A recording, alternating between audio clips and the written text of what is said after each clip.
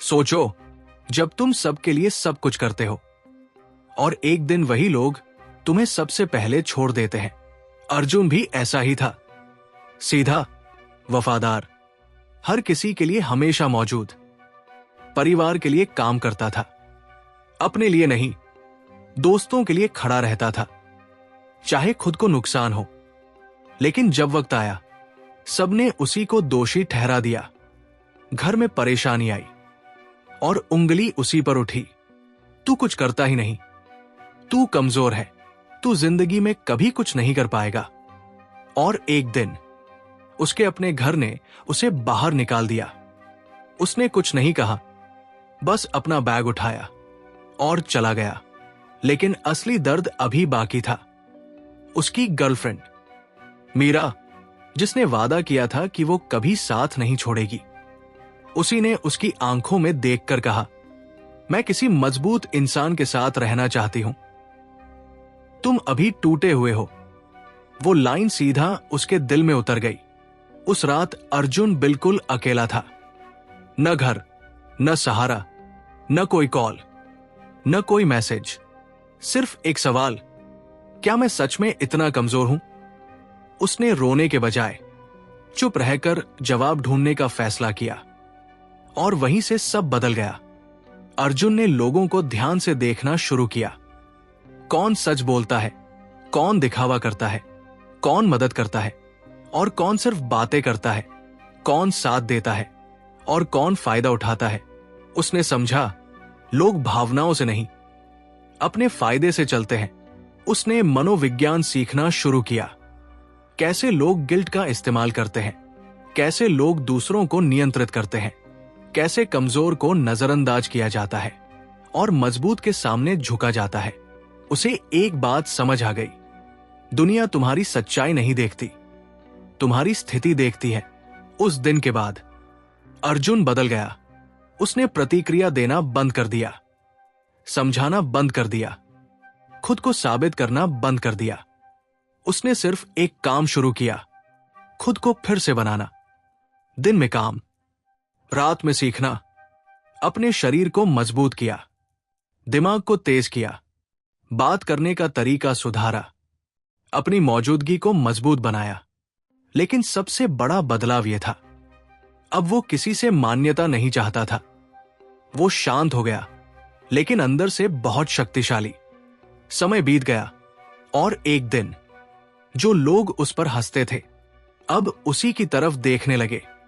एक दिन एक कार्यक्रम में उसका पुराना दोस्त उसके पास आया, वही दोस्त जो उसके सबसे खराब समय में चुप था। उसने कहा, तू बहुत बदल गया है। अर्जुन मुस्कुराया और बोला, मैं नहीं बदला, मैं बस समझ गया। दोस्त के पास कोई जवाब नहीं था। फिर मीरा वापस आई। उसने कहा, मुझसे गलती हो गई, मैं तुम्हें समझ नहीं पाई, मैं तुम्हें खोना नहीं चाहती। अर्जुन ने उसकी आंखों में देखा, वही आंखें जो उसे छोड़ चुकी थी। उसने पूछा, तुमने मुझे तब छोड़ा जब मैं कमजोर था या जब तुम्हें कोई बेहतर मिल गया था? मीरा चुप हो गई और उस खामोशी ने सब कुछ साफ कर दिया।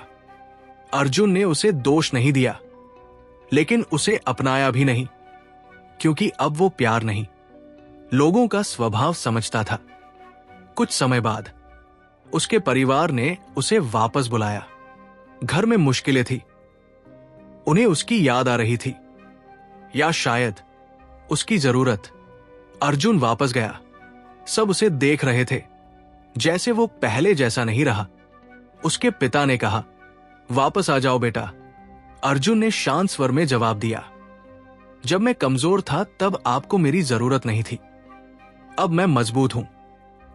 तो याद आ गया। कमरे में सन्नाटा छा गया। उसकी मां रो रही थी, भाई नजरें नहीं मिला पा रहा था और अर्जुन बस खड़ा था। न गुस्सा, न अहंकार, सिर्फ सच। अब उसकी जिंदगी बदल चुकी थी। लोग उसका सम्मान करते थे, जो उसे नजरअंदाज करते थे अब उसी का ध्यान चाहते थे। लेकिन अर्जुन को अब किसी की जरूरत नहीं थी। उसने सबसे जरूरी बात सीख ली थी, जो लोग तुम्हें तुम्हारे सबसे बुरे समय में छोड़ देते हैं वो तुम्हारे अच्छे समय के लायक नहीं होते। आखिरी बार मीरा उससे मिलने आई। उसने पूछा, क्या तुमने मुझसे कभी सच में प्यार किया था?